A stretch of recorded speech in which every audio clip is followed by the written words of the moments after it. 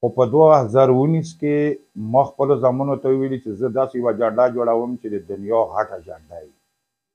نو زامنو مې وي چې یاره په یوټیوب کې یې وکته نو د امریکې یوه جنډه وه چې هغه 1,15,000 مربع فوټ وه. نو ما په لاهور کې یو انډیوال و، هغه ته مې ټلیفون وکړو، هغه ته ما وویل چې ما له یوه جنډه جوړه کړه چې د دنیا غټه جنډه وي. نو مونږ 11,000 فوټ چې رو که نه د هغې جنډې نه ور زیاته کړه. نو جنډه په 2019 کې د دنیا غټه جنډه و، د هغې وزن چې دی 21 من دی او 1,26,000 مربع فوټ و. و هغه وجه دا وه چې ما وکتل په هاورز کم سے کم 10-12 خلکو ته ضرور و، و هغه په سوشل میډیا اوس هم پراته و، و هغې ویډیوګانې چې یې ډېرې وایرل شوې. نو هغه د دنیا غټه جنډه و، 1,26,000 مربع فوټه و، خو اوس هم راسره په کور کې پراته و. د کیک خبره بار بار خلک ما ته کوي چې یاره په دا کې انډې څومره وې. کیک چې و دا 15 مرلې و، ځکه چې کم سے کم ما خیاله 63 فوټ یې لمبایي وه او 16 فوټ یې چوړوي وه. نو اندازه دا راځي چې دا 15 مرلې و. خو په سوشل میډیا ما 12,000 ویې پکې ویلي وي، یعنې انډې، خو په حقیقت کې چې په دا کې 10,000 ویې وي چې کومې کمپنۍ ما له جوړ کړی و هغه اوس هم په پیستري چاو کې و. کله نه چې پی ټي ایم اعلان وکړو چې 11 اکتوبر د جرګې اعلان یې وکړو، نو د مونږ د اپریدي خاوره یې خوښه کړه. نو د ما کوشش و چې دا شی ناکامه نه شي، ځکه چې اپریدي یو خپل مقام لري.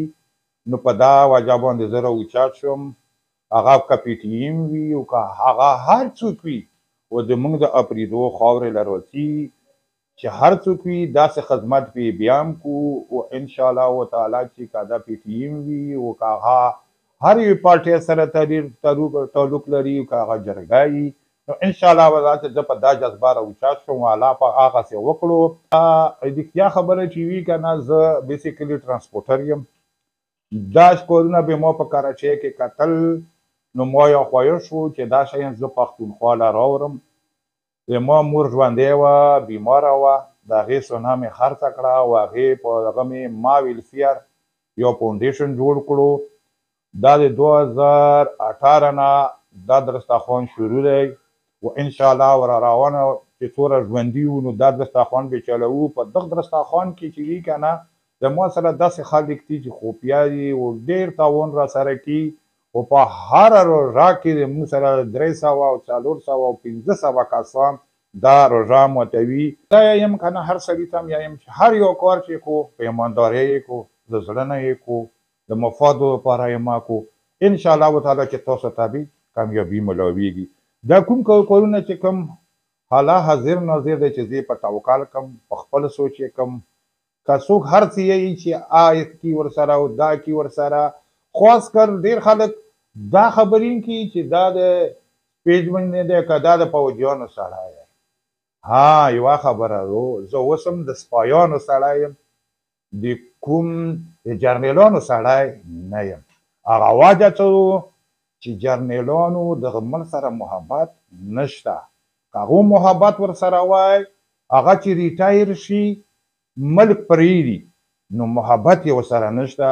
که په چا ښه لګېږي او که په چا بده لګېږي، زه اوس هم د پوځیانو د سپایانو سړی یم. سوشل میډیا دور دی، داسې خبرې ما کو چې چاته تکلیف رسوو. هر یو سیاسي لیډر چې دی هغه د خپل سوچ دی، داسې مخالفت او داسې کمنټسونه ما کو، ځکه چې دا سیاسي لیډران وي او که سیاسي خلک وي، دا سره په عمه یوه کورسۍ، په یوه واده، په یوه هر ځای کې سره ناست وي، او د موږ سیاسي ورکران چې وي که نه، نو دا سره پرې مړي و ژوندي بندوي.